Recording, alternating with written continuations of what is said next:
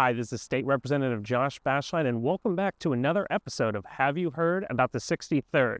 We'll be kicking off tourism and recreation and finding out about all the places in the 63rd that make this a great place to live. How many trails do you have back here? I know I've walked and hiked throughout here, and it seemed miles and miles. Yeah, so we've got a lot of trails. I can't even remember the exact number, but I think we're probably in the 30 number range just in the main part of the park. And then when we get into the Clarion River lands, there's probably another 18 that are through there. Lots of miles. It's over 50 miles of hiking trails in the park.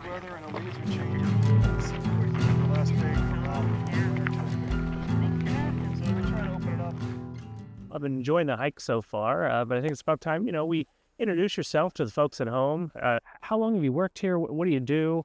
Let the people back home know what it takes to not only be able to work out here, but what goes into protecting and stewarding this great area, plus American history. It's a wonderful place. I've been blessed to work here. This is my 29th season, and I'm the Parks Environmental Education Specialist. So we do all kinds of educational programs, a lot of stuff for schools, universities. We do guided hikes. We do guided interpretive canoe and kayak floats, coordinate volunteers. We wear a lot of hats while here. I treat invasive species as well, so we got a lot of things that we keep us busy over here.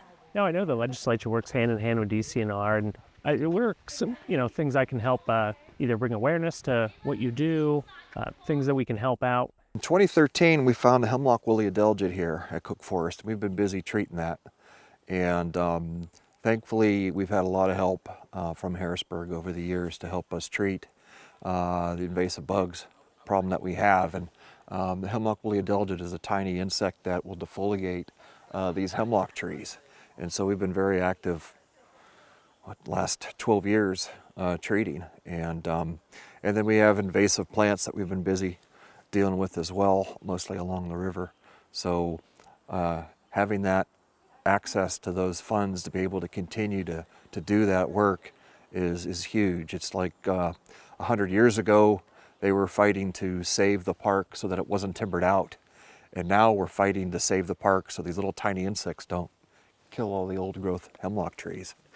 Now, I think the environment that we're walking in today kind of speaks for itself, but if there was something that you would want to say, from the heart to the people back home, people that'll be seeing this, what would that be? Well, thankfully, from Anthony Wayne Cook's foresight, through a 17-year battle, they were able to make this a state park. And it was a large involvement with the state legislature back then and folks who were in charge of the forestry and all of that. And what they did is they saved what's now the best place to go in Pennsylvania to see certainly old growth hemlock and white pine. And some of our trees here are many of them are over 300 years old. This white pine we're standing here is easily 300 years old, so it's just full of exceptional large trees. And then we have the National Wild and Scenic Clarion River, which is a huge draw, lots of history related with this river out here too. So there's many places to see when you're in Cook Forest. I mean, I've been here almost 30 years, and right when I think I've discovered or found everything that's neat to be seen, we find something else, so it's kind of neat. It's a special place to work. When we come here, it is to hike the trails, it is to feel the peace of this place, to let it envelop us, and to find calm, and then move on with the rest of our day. So here we have a Indian mill, or Indian mortar, we call it. It's a bowl-shaped depression that the Indians would have made mainly to process acorns. Well, if you tried to eat an acorn without processing it, it'd be so bitter you couldn't eat it.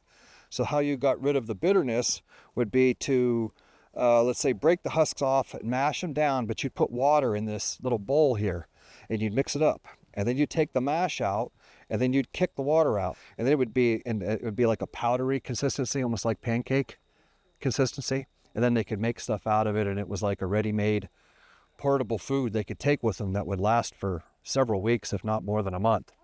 So it was kind of like your beginnings of almost like a granola bar back in the day. Thanks for showing me another great site. I guess this is the Forest Throne. Everything's so, natural here. You can see kind of how nature just does its own thing and provided me with a nice seat. It's a wonderful place. I think we'll always remember what we did here today, and it's kind of a nice memory to have as we go forward. That's kind of what we're doing at Cook Forest, is getting people to come in and enjoy the park, and then they keep coming back. Couldn't agree more. Thank you very much. You're welcome. Thank you.